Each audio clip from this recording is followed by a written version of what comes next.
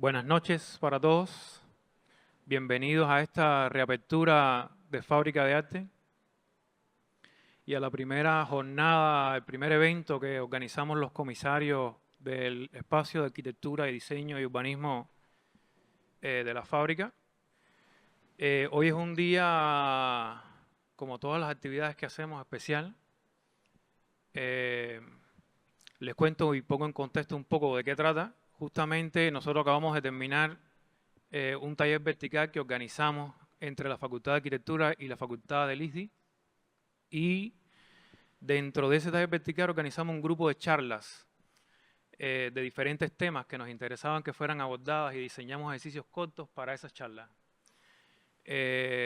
Los temas fueron de análisis estructural, de análisis de sitio, de comprensión del lugar, de algo que nosotros le llamamos la mise en place, que es con qué materiales contamos para poder ejercer la práctica en nuestro contexto. Habían otras charlas que tenían que ver con cómo hacer el codiseño y cómo hacer el diseño participativo con la comunidad. Y había una charla que tenía que ver con comunicación en la arquitectura. Cuando terminamos el taller vertical, fue prácticamente unánime que todos los estudiantes nos pidieron que repitiéramos la charla de comunicación de la arquitectura. O sea que esta parece ser la charla que los motivó más en ese espacio de tiempo del taller vertical. Y los estudiantes la pedían de nuevo para poderla compartir con el resto de sus compañeros que no habían podido participar de ella durante el taller vertical. Esa charla fue impartida por Bruno García Sosa, que está hoy con nosotros aquí y que ha tenido la gentileza de cedernos su tiempo para compartir con nosotros de nuevo este espacio. Hay que decir que esta es una charla que nosotros le encargamos justamente por esa provocación y por ese pensamiento, digamos, intenso de entender que en nuestro contexto y en nuestro escenario, comunicar la arquitectura tiene que ser, digamos, una línea de investigación de cada proyecto. Nos ha pasado en los proyectos que hemos enfrentado en nuestro colectivo que muchas veces desarrollamos la comunicación arquitectónica de las fórmulas tradicionales, de hacer un proyecto técnico ejecutivo lleno de planos de detalle y con una gran cantidad de información, y luego, cuando eso llega a un operario, no se entiende y no es capaz de leerse, no es capaz de comunicarse en qué consiste eso, ¿no? Y justamente parte de la investigación que hemos estado desarrollando es cómo mejorar esa comunicación, cómo encontrar fórmulas para hacerlo realmente más accesible y cómo se puede entender desde cualquier formación la comunicación y las ideas arquitectónicas. Sin mucho más, dejo que Bruno entre a que dé su charla y empezamos con esta lámina maravillosa de gráfica anatómica del segundo libro de Atelier Beauvau, que es una revisión de un proyecto de ellos y que Bruno escogió para su portada de las charlas. Sin más, le damos un aplauso a Bruno y la bienvenida a Fábrica de Arte.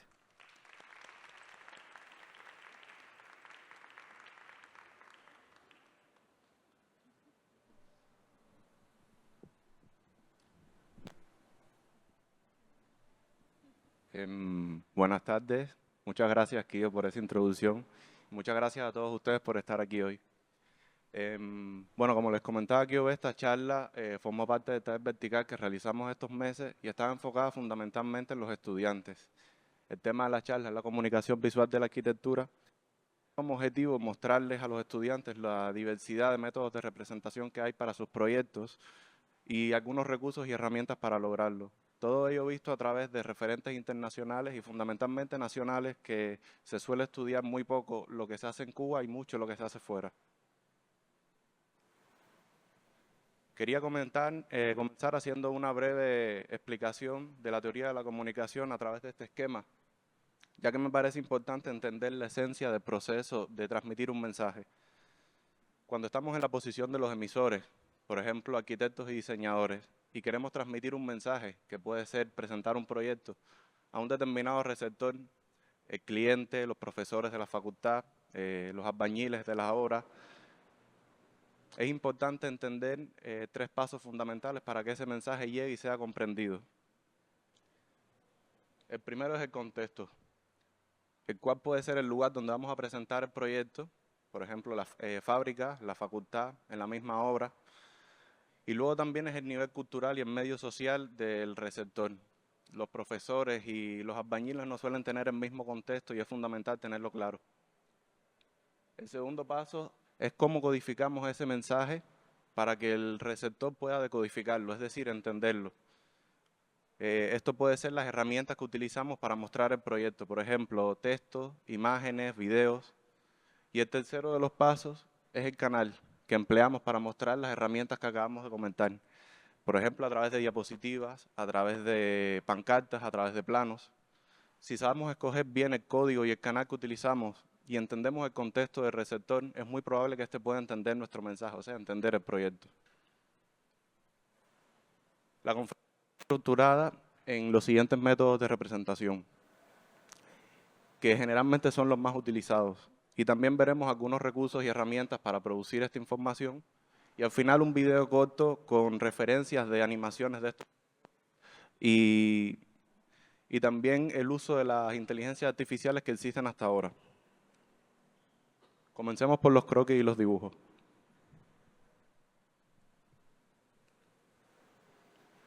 Los croquis y los dibujos se suelen utilizar al comienzo de los proyectos y luego usualmente se desechan. Sin embargo, pueden tener valores artísticos que algunos arquitectos saben cómo aprovechar, como es el caso del estudio Choy León, un estudio cubano, que publicaron un libro con una recopilación de los dibujos y los croquis de sus obras. Aquí podemos ver un croquis de la terminal de trenes y acá uno del hotel, de una propuesta suya para el Hotel de Prado y Malecón. Pero el dibujo a mano no se limita solamente al inicio del proyecto, se puede utilizar también en las etapas conceptuales para realizar, por ejemplo, análisis de flujos o de ventilación e iluminación. Incluso se puede realizar también en la etapa de proyecto ejecutivo para describir procesos constructivos, como es el caso de la imagen de la derecha, que es la fundición de una zapata corrida sobre un terreno poco firme, al cual se le insertan una serie de pilotes para consolidar el nivel del suelo. Otro método de representación muy utilizado es la representación conceptual, la cual busca la simplificación de la idea y transmitir la esencia, el mensaje, la función del proyecto que estén diseñando. Un arquitecto que explora mucho este campo es el coreano Seoul Kim, a través de una serie de publicaciones denominadas Anomalía Arquitectónica, donde, como ven, son figuras un poco absurdas y sugerentes, cuerpos ficticios, pero muy interesantes. En Cuba hay un estudio joven de arquitectos llamado Sintesis, que también exploran este campo de la representación conceptual. Lo que a diferencia del anterior, que es casi todo en el espacio digital, ellos lo hacen a través de elementos físicos y maquetas, como los ladrillos. Otro de los métodos también que se publica mucho, se difunden y que realmente es muy entretenido de producir, de realizar, porque funciona muy bien visualmente, son los diagramas, que se suelen utilizar para explicar algo determinado. Ahora vamos a ver una selección de algunos tipos de diagramas, pero no los vamos a ver todos porque es una cantidad infinita. Esto que vemos aquí son diagramas de proceso de diseño a distintos niveles de detalle. Que se encuentra en la izquierda representa las operaciones de diseño realizadas a un cuerpo básico para llegar a un resultado determinado de una manera muy simplificada. Y en el ejemplo de la derecha podemos ver un edificio preexistente al cual se le realizan acciones de modificación para llegar a un resultado con mucho más nivel de detalle. Pero los diagramas de proceso no se limitan solo al diseño de cuerpos y formas. También se pueden utilizar para representar procesos de actividades. Esto que vemos aquí es una propuesta, forma parte de la propuesta del estudio cubano Adurbis, del cual Kiobe es uno de los líderes, para la exposición del Museo de Arte Contemporáneo para La Habana. En este caso está representado la evolución en el tiempo de la intensidad de cada actividad que llevó el proceso de diseño. Hasta ahora hemos visto diagramas de proceso, ahora vamos a ver diagramas de análisis de variables, continuando con el mismo proyecto de Adurbis. En este caso se representan temas generales, los cuales se van ramificando hasta precisar datos determinados, como pudiera ser estado constructivo, grado de protección. Pero los diagramas de análisis de variables se pueden llevar también al espacio de las 3 dimensiones. Esto que vemos aquí es un proyecto que realizamos en el Plan Maestro de la Oficina del Historiador para un nuevo barrio al sur de La Habana Vieja. Lo que ven es un diagrama de análisis de variables medioambientales, concretamente el recorrido del Sol en distintos meses del año y a distintas horas del día. También les realizamos un análisis de confort térmico, que es la temperatura ambiente en los espacios exteriores. Donde pueden ver colores azules son las zonas más frescas con las temperaturas más bajas, ya que coincide con las manzanas y tiene la sombra que proyectan los edificios. Sin embargo, en los espacios exteriores, los colores van del amarillo al rojo, ya que incide el sol y las temperaturas son más altas. También les realizamos un análisis de la incidencia de los vientos. Aquí veo una rosa náutica dividida en varias franjas, donde las que marcan la zona noreste representan la dirección con que vienen en mayor cantidad, en mayor fuerza los vientos. Otro tipo de diagramas son los despiezas y las descomposiciones, que se suelen utilizar para mostrar con claridad las distintas piezas que componen un proyecto. Puede realizarse por niveles o plantas para mostrar la distribución interior de los proyectos, o también pueden realizarse por elementos estructurales como los cimientos, los muros, los entrepisos, las columnas. Pero los despieces se pueden realizar incluso a una escala más pequeña, como es el caso donde se ve la descomposición, las distintas piezas que componen la fachada de un edificio. Y otro tipo de diagramas que también se suelen utilizar mucho son los de recorridos o flujos y los de relaciones entre espacios, o sea, en cuanto a temas de funciones. Bueno, uno de los métodos de representación que en los últimos años ha adquirido mucha más fuerza, mucha más difusión, son las ilustraciones y los collages.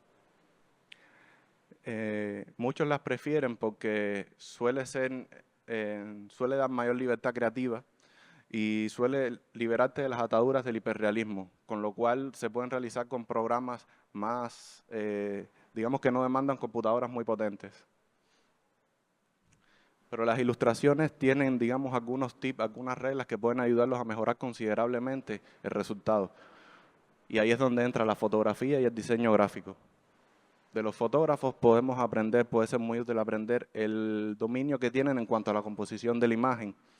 Algunos suelen utilizar la regla de los tercios, que consiste de forma muy resumida en dividir la imagen en 9 cuadrantes iguales y en las intersecciones de las líneas colocar los elementos más importantes.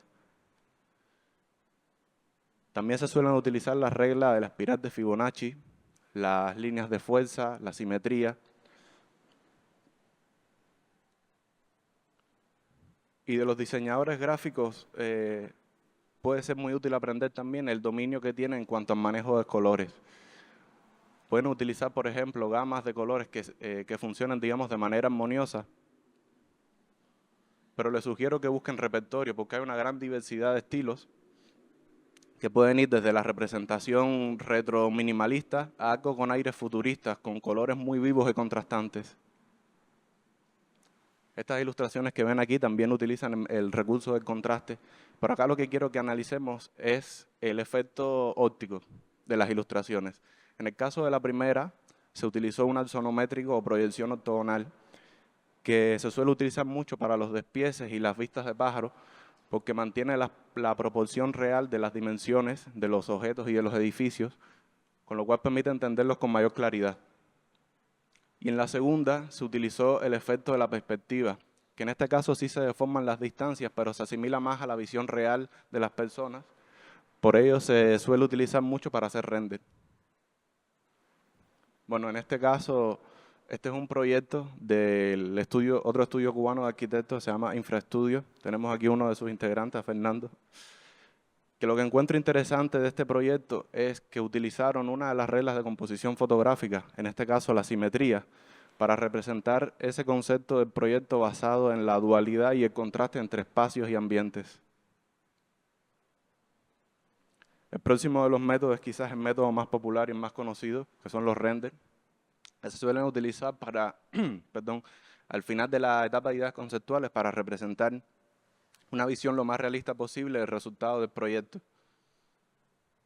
Aunque lamentablemente la mayoría de las veces el render no concuerda con el proyecto. Y en el caso de Cuba concretamente, hay un trecho muy largo de lo que se proyecta a lo que se ejecuta, sobre todo en el tema de la ambientación. el mobiliario, las luminarias, los materiales, suelen cambiar mucho de la etapa de diseño a la etapa de ejecución. Por eso les recomiendo que si van a hacer fotorrealismo, modelen y rendericen los materiales y los objetos con los que tengan seguridad de poder contar. Esto que ven aquí es un proyecto que realizamos en Adobe que responde a la problemática que les acabo de comentar. El mobiliario de ambientación pasa a un segundo plano, por eso está en blanco, y resaltamos solamente los materiales de terminación que teníamos seguridad con los que poder trabajar. En este caso, la madera para algunos muebles, las baldosas del suelo, las puertas de cristal para el baño y la lámpara, que por cierto es diseño de Raiko Valladares, uno de los curadores de fábrica. O sea, lo interesante es poder transmitir al cliente la sensación del espacio independientemente del material y del mobiliario que utilice en un futuro. Estas imágenes que ven aquí es lo que se conoce como hiperrealismo, realizadas también por otro estudio cubano, se llama Matchbox, cuyo líder es el arquitecto David Labrador. El hiperrealismo, al igual que las ilustraciones, tiene sus propias reglas.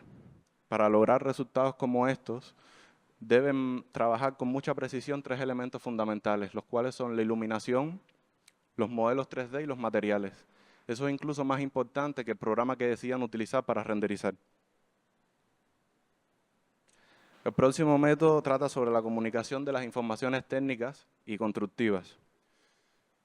Esto está más relacionado con la etapa de proyecto ejecutivo, que suele ser un poco tediosa y aburrida en cuanto a temas de visualización, pero quiero que vean cómo se puede lograr diversidad en la representación, incluso en esta etapa. Bueno, aunque no se ve muy bien, lo que quiero que vean es cómo visualizar los planos que se suelen realizar en 2D hacia la dimensión 3D. En este caso es el sistema de redes técnicas, donde lo interesante es representar cada una de las partes de la infraestructura en sus 3 dimensiones. En este caso, el agua, la electricidad y la calefacción por separado y luego superponerlas, lo cual puede permitir detectar en la etapa de diseño errores o incoherencias y que el constructor pueda entender con más claridad el proyecto. Lo mismo ocurre con los detalles técnicos constructivos, en lo cual ayuda mucho poder tener la dimensión de profundidad, de alto y de ancho de los elementos. Aquí puede ser interesante empezar a trabajar algunos recursos que ya hemos visto, como por ejemplo el despiece por capas, el cual permite en esta imagen entender la composición del muro, o la renderización de elementos importantes, como en este caso las pequeñas piezas que conforman el mobiliario, como las uniones o las bisagras. Esto que ven son los cortes perspectivados, que quizás es una de las herramientas que más permite transmitir información de un proyecto, porque permite ver los espacios en sus 3 dimensiones, cómo se comunican entre ellos e incluso cómo pueden ser utilizados por las personas. Hay un estudio que yo creo que es el mejor referente para este tipo de método de representación, que es el que comentaba que hoy al principio de la conferencia, Atelier Bauhaus, un estudio japonés, los cuales han publicado 2 libros espectaculares con cortes y plantas perspectivadas de sus obras. Y bueno, la portada de uno de los libros fue la que utilizamos como imagen de propaganda, de promoción de la conferencia. Pero hay diversidad de estilos de representar los cortes perspectivados, desde el más simple, con líneas, como los que acabamos de ver, y se les puede ir añadiendo información, como las sombras, para entender mejor la profundidad de los espacios. Se les pueden añadir señalamientos y datos. E incluso insertar luces y materiales, y ya estaríamos combinando 2 métodos de representación, los render y los cortes perspectivados. Bueno, las pancartas son la plataforma para mostrar todos los métodos de representación que hemos ido viendo hasta ahora. Vamos a comenzar con algunos tips sobre composición y manejo de colores. Hay una regla que ayuda a armar la composición, la estructura de una pancarta, que explica que se debe utilizar en el espacio donde se muestra la información un 80% de imagen y gráficos y solo un 20% para texto, con lo imprescindible. Y otra de las reglas sobre composición, sobre manejo del color, para lograr un equilibrio visual en las pancartas, recomienda utilizar la proporción 60-30-10, que consiste en utilizar un 60% para colores primarios, un 30% para colores secundarios y un 10% para los de acento.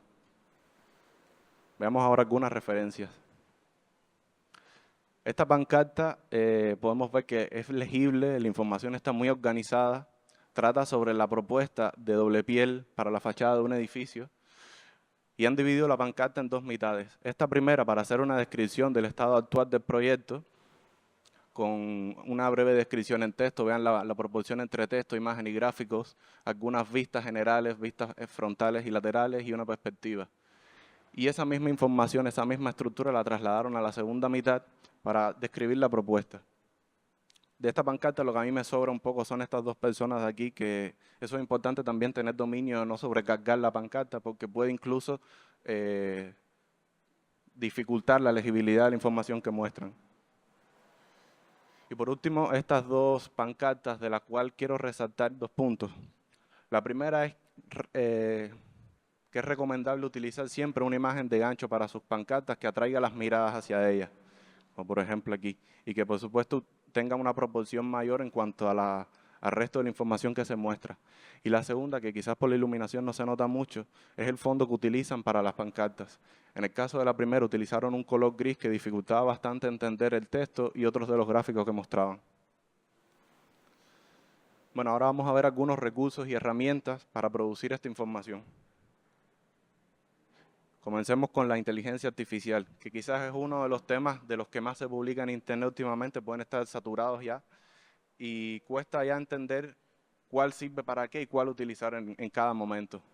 Entonces veamos un ejemplo muy básico de cómo funciona una de las inteligencias artificiales. A DALL-E, que es una de las más populares, le ofreces una foto, le insertas una orden, en este caso insertar un sofá en la habitación, y son muy interesantes los resultados que genera porque entiende la perspectiva del espacio, la iluminación, la escala, y el sofá que ofrece se ve muy realista y completamente adaptado al ambiente, al punto de que cuesta definir cuál de todas estas imágenes es la original. Aquí tienen una selección de las inteligencias artificiales que se dividen, hasta ahora las más útiles relacionadas con nuestro campo, en generadoras y editoras de texto, imágenes, videos, y luego de otros temas como generadoras de modelos 3D, de fórmulas de Excel o de presentaciones incluso. Entonces les hice una selección por cada uno de estos temas de las inteligencias artificiales, en mayúsculas las que son gratuitas y que les pueden ser más útiles con nuestro tema. Si luego al final desean copiar la conferencia nos pueden contactar.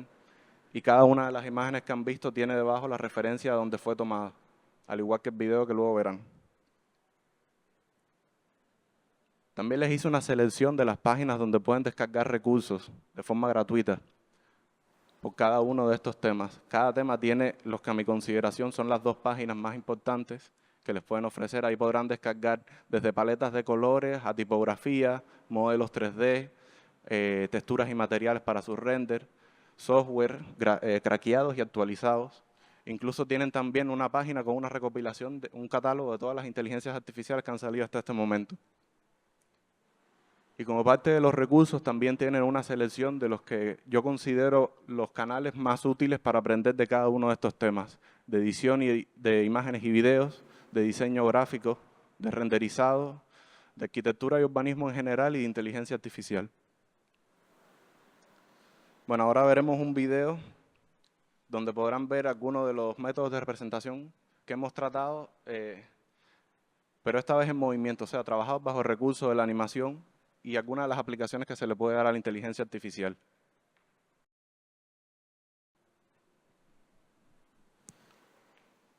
Bueno, como le comentaba, tendremos referencias de animaciones de diagramas y generación de imágenes, planos y videos en inteligencia artificial.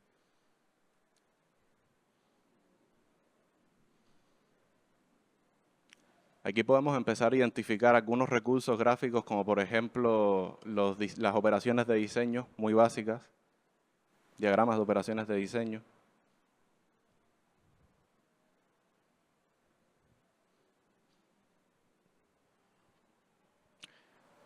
En este se pueden empezar a ver análisis un poco más detallados, como por ejemplo la circulación y los flujos dentro del edificio.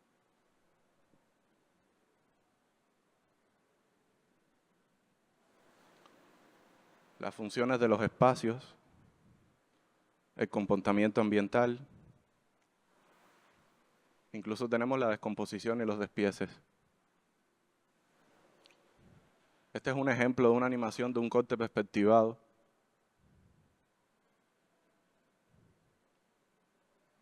O la simulación de la ejecución de espacios en distintas fases. Esta sería, digamos, algo conceptual.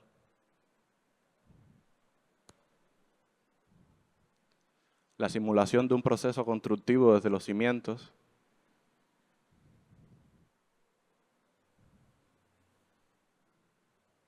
Los distintos elementos que componen un proyecto de interiorismo. Ahora veamos qué es lo que se puede producir con inteligencia artificial. Para empezar, permite generar imágenes completamente desde cero, ingresando órdenes en forma de texto.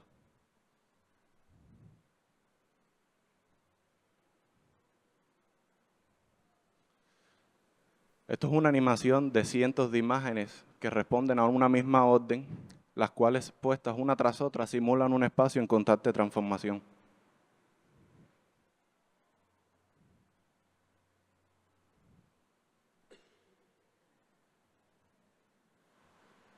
Incluso tomando como base solamente un croquis, vean toda la posibilidad de imágenes que se pueden generar. Esto es un plugin que trabaja sobre Revit, Rhino y SketchUp. Al inicio de los proyectos, cuando estamos buscando referentes, esto puede ser muy útil en acortar tiempos, ya que puedes pedirle que genere exactamente lo que estás buscando.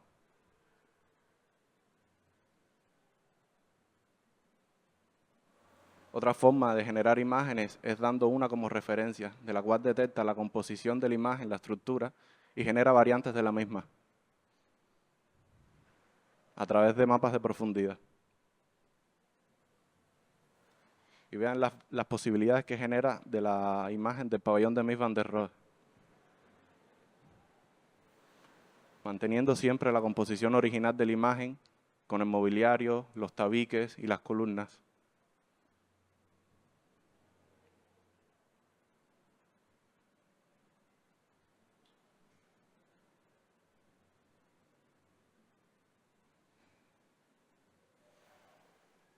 Bueno, ahora veremos una de las inteligencias más novedosas, que consiste en la generación de planos a través de inteligencia artificial. Puedes darle el volumen de un edificio o simplemente marcar las áreas, seleccionar algunos parámetros y comienza a generar cientos de posibilidades hasta detectar la más efectiva en cuanto a esos parámetros. No estoy seguro si se ve muy bien, pero luego pueden copiar el video.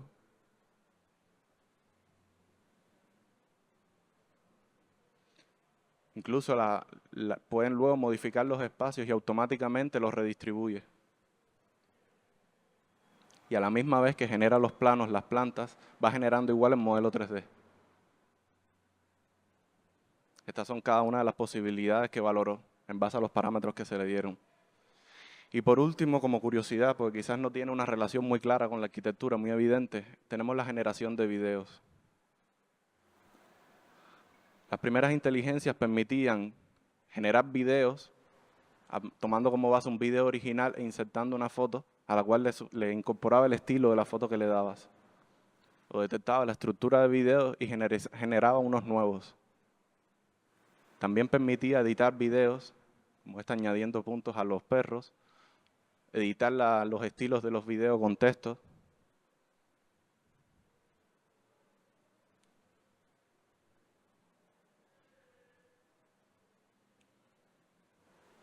Pero luego esta inteligencia evolucionó a la generación de videos completamente nuevos de la misma manera que las imágenes, con órdenes en forma de texto.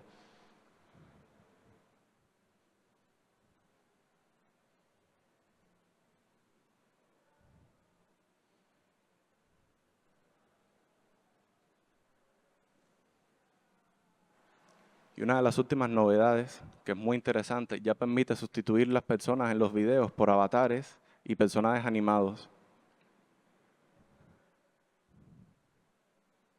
Algo que hasta ahora fue un proceso de trabajo bien complejo, está al alcance de todos solamente con un clic y con resultados realmente realistas al nivel de estudios de animación de cine.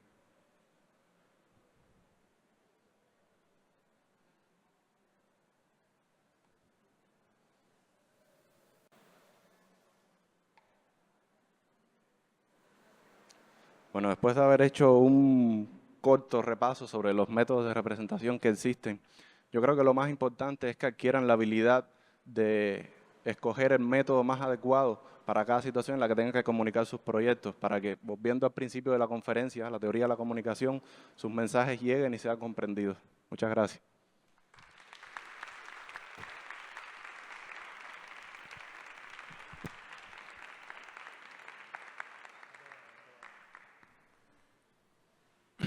En varias láminas había varias gente subiendo el teléfono para hacer fotos, lo cual significa que les interesa muchísimo la información que está ahí. Como dijo Bruno, es compartida, la pueden copiar. La vamos a poner en un drive y estaremos compartiendo en las redes sociales de nosotros el link para que la puedan descargar y puedan copiar perfectamente tanto el video como el PDF de la charla. Entonces, tenemos unos minutos para hacer preguntas. Así que les invitamos a que se animen a que le hagan las preguntas que quieran a Bruno y aprovechemos ahora para que ayude a iluminarnos un poco con estas nuevas tendencias. ¿Quién se atreve? ¿Vamos? ¿Nadie quiere hacer ninguna pregunta?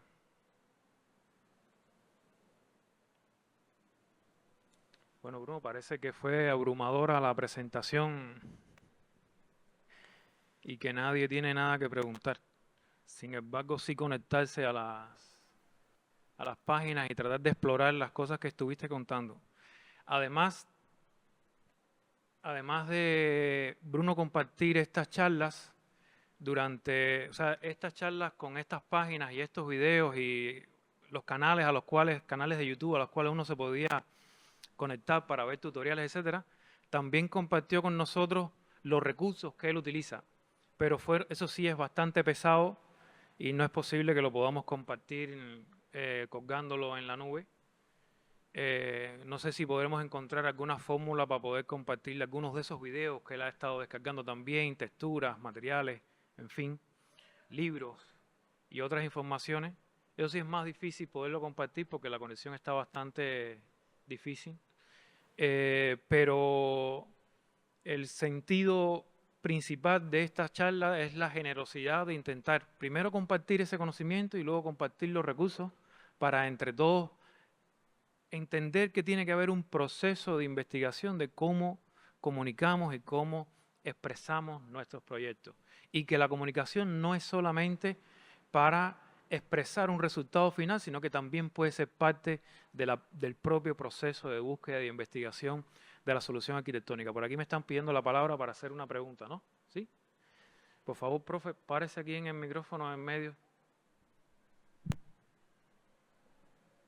Preséntese para los estudiantes que... Buenas tardes. María Eugenia Fornés, Bruno. Mucho gusto, además. A ver, Bruno, no quiero que te quedes sin pregunta porque nosotros lo que sí nos hemos quedado sin palabras, ¿no? Entonces, la verdad, imagínate, de empezar con la pluma y el Rotring y el lápiz y llegar a la inteligencia artificial es como difícil, ¿no?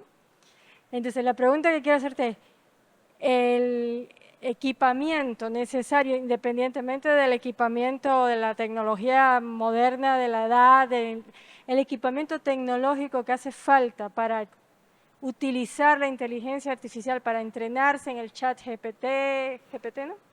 O en el otro que le sigue, que después me vas a decir cuál es, que voy a tener en la charla, que es muy sofisticado, o es una simple computadora, o tiene que tener un nivel muy, independientemente de la preparación que requiera de la persona, o sea, el elemento con el que se puede utilizar.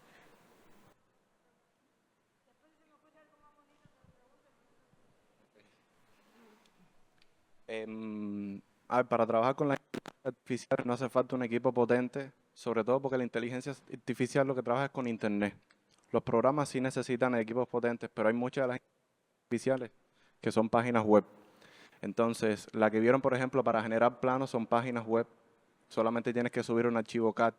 La que vieron que trabaja en Revit, la Veras, que era la que generaba imágenes en base a un croquis o una imagen de referencia, tampoco demanda mucha computadora. La limitación fundamental que yo veo con las inteligencias artificiales de cara a Cuba es la conexión a Internet. Por una parte, porque muchas necesitan tener VPN para poder conectarte, una limitación que además enlentece la conexión. Y por otra parte, porque la mayoría son de pago. Entonces te permiten utilizarlas durante 30 días o con, qué sé yo, 50 generaciones de imágenes y luego te cortan. Pero yo tengo la esperanza que dentro de poco encuentren algún método de craquear estas inteligencias y que se puedan utilizar como el resto de los programas.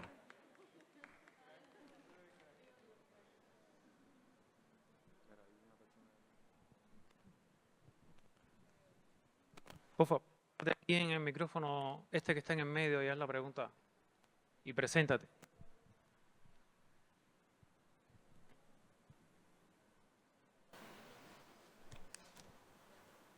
Bueno, me llamo Norli, soy arquitecto, nos conocemos. No, mi pregunta es sencilla. Mirando ahora, ya he oído hablar de esto de la inteligencia artificial. Vaya, no estoy muy ducho, pero sí lo he visto. Entonces mi pregunta es, ¿tú no crees que esto de la inteligencia artificial, como ya en el proceso creativo, yo le veo muchas posibilidades? Para el que le gusta toda la tecnología y le gusta este proceso, yo le veo muchas posibilidades. Pero ¿tú no crees que esto como que le mate un poco la creatividad y la originalidad al proyectista como tal, de él mismo en su subconsciencia, llegar a una solución de proyecto por él mismo, no auxiliándose de...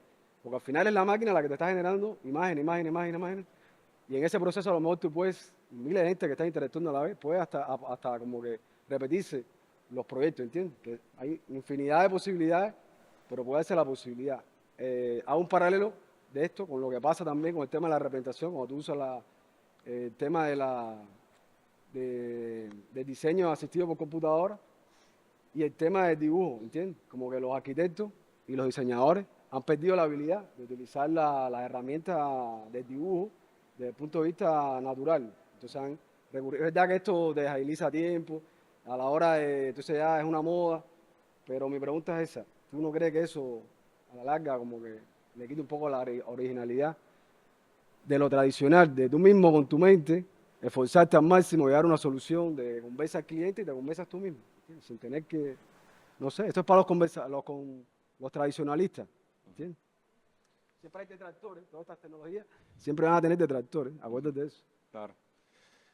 Bueno, eso es una pregunta que es muy difícil de responder porque es un fenómeno que está empezando ahora y que cambia muy rápido, entonces dentro de un año, 2 años, realmente no sé qué es lo que podremos encontrar porque esto que hemos visto ha evolucionado en cuestión de un año, algunas en cuestión de meses. Y también es un debate que la mayoría de los canales, de los videos que suben sobre noticias de inteligencia artificial comentan esto.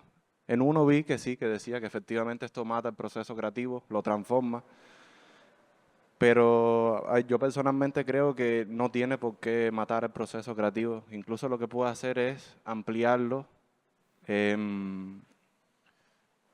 a otra escala. Nos puede agilizar procesos que hasta ahora fueron tediosos en cuanto a pensamiento y razonamiento de algunas cosas, en cuanto a encontrar referencias, pero nos puede permitir a la vez que ya tenemos todas esas herramientas de llegar más lejos. Y quizás el tema de, no sé, de pensar una propuesta formal para un proyecto se haga más rápido, pero luego le podemos dedicar más tiempo al tema constructivo, que muchas veces se deja de lado, o a temas de materiales, que por dedicarle mucho a la fase creativa se van dejando de lado también. Entonces realmente cuesta mucho responder tu pregunta porque ya te digo, es un proceso que está empezando y que puede evolucionar muy rápido.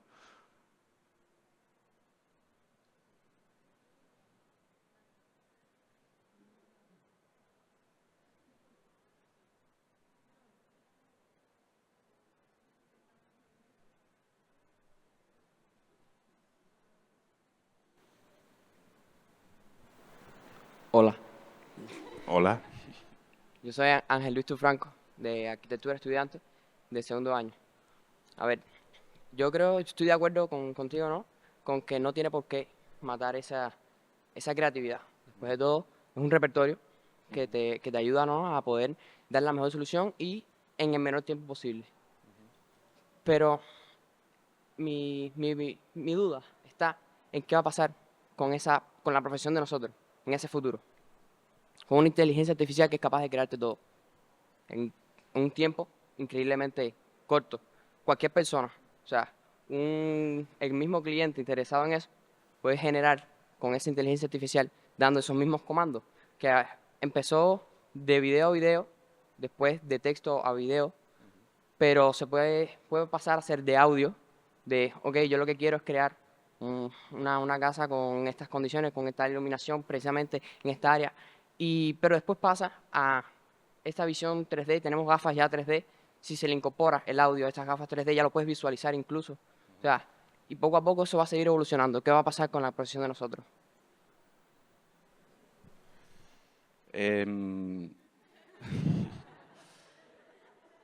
A ver, es un poco de la respuesta anterior, te digo, no sé realmente qué es lo que va a pasar. Con las herramientas que hay ahora sí te puedo decir lo que pasa.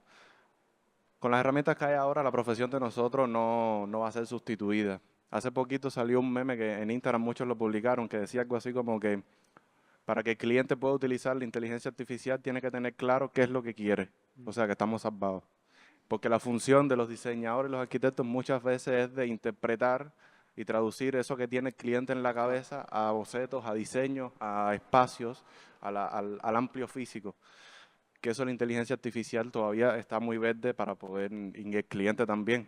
Hay que tener también cierto dominio para poder utilizar la inteligencia artificial. No cualquiera puede utilizarla y lograr el resultado que quiere. Entonces, con las herramientas que hay ahora, todavía falta muchísimo para que haya una sustitución de nuestro trabajo. Pero yo lo que sí creo es que deben sumarse lo antes posible a esta ola de inteligencia artificial, aprender por su cuenta de forma autónoma, porque en YouTube y en muchas de las páginas hay contenido libre que no es de pago sobre todas estas herramientas y aprenderlo de forma autodidacta, no dejarlo todo a la facultad. Aunque también creo que la facultad tiene que renovar su plan de estudio, que no sé ahora mismo cómo está, porque hace tiempo no voy por la facultad, pero creo que tiene que incorporarlo también. Ok, muchas gracias. Nada.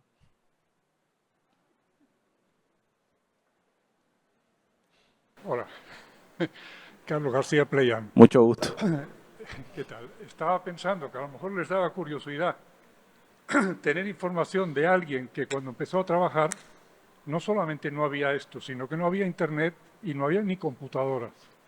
Yo empecé a trabajar con una maquinita de sumar que se hacía así, a manivela, y no tengo tantos años tampoco, tengo 76, no 2 siglos. Entonces tengo la ventaja de haber podido pasar más de medio siglo viendo esta evolución acelerada tecnológica y les transmito una experiencia personal, no sabiduría, perdón, no sabiduría ni conocimiento, sino experiencia personal. Y la experiencia personal es muy sencilla. Cambia, todo cambia, pero no desaparece. Ni va a desaparecer la arquitectura, ni va a desaparecer la creatividad, eso es lo que yo pienso. Ni muchísimo menos. Se potencia, es al revés. Visto desde ahora, pensar que lo pensábamos, lo discutíamos, recuerdo que había gente muy en contra en aquel momento. Imagínate, con la Wikipedia y con Internet y todo ahí, entonces ¿la escuela para qué? ¿Qué vamos a aprender si ya está todo ahí? ¿Para qué los maestros? Sabemos que los maestros son más necesarios que nunca, no para atiborrar la cabeza de conocimiento, sino para formar. Entonces, se puede hacer el símil en todas digamos, en todas las profesiones, y creo que en las profesiones creativas como la suya todavía más, yo no le tendría, la verdad, ningún miedo. Ustedes son los dueños, esto es un instrumento, y es tan absurdo pensar que eso les va a impedir crear como pensar que cuando se inventó, yo qué sé, el automóvil, ya no vamos a caminar, ya desaprenderemos, no sabremos caminar. Bueno, lo que vamos más rápido, pero caminar todavía sabemos, y debemos y podemos, y más aquí ahora. Gracias.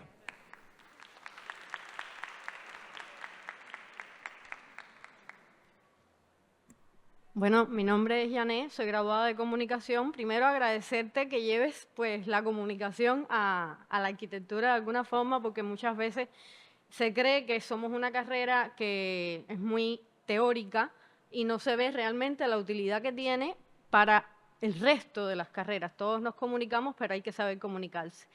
Como artista de la fotografía, o vamos a dejarlo en fotógrafa, he utilizado muchísimo la inteligencia artificial. Quería un aplauso a usted porque muchas veces las personas, y a veces mientras mayor, más nos dificulta entender todo el tema este de que el mundo al final va cambiando y es tecnología. Y yo pienso que la inteligencia artificial tenemos que verla como una herramienta, no como un sustitutivo del ser humano ni sustitutivo de la creatividad. Al fin y al cabo es una herramienta y tendremos que saber utilizarla de la mejor manera posible en la que mejore nuestro proceso creativo. No tiene por qué sustituirnos en ningún momento y quería hablar, por ejemplo, como tú mencionabas, un cliente probablemente tiene que saber qué es lo que quiere, pero no va a llegar una inteligencia artificial y decirle yo quiero una casa. Las inteligencias artificiales, cuando ahunden un poco más en ellas, se van a dar cuenta que existe lo que se llama ingeniería de prompt, que hay que poner un prompt o la orden que no es una cosa a lo loco, hay que diseñar el prompt de una manera en que sea efectivo, porque si no lo que vamos a tener son resultados que puede ser un cuadro surrealista de Dalí en su peor momento.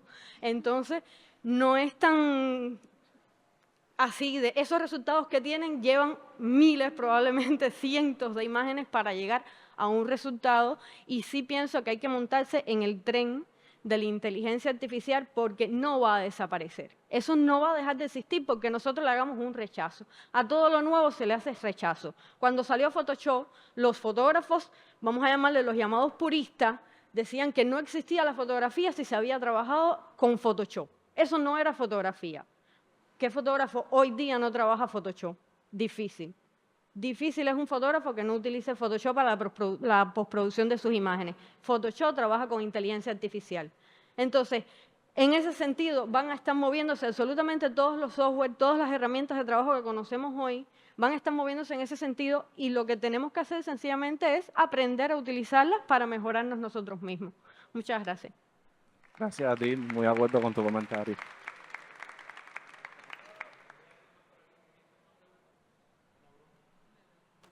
Démosle un aplauso a Bruno entonces por esta maravillosa charla.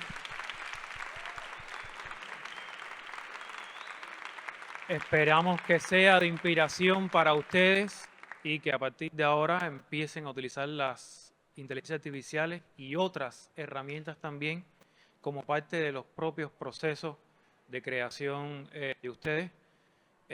Nosotros ya llevamos unos 2-3 meses usándola. Les puedo decir que la cabeza explota. Uno cuando empieza a interactuar con eso deja de dormir, como tener una novia nueva.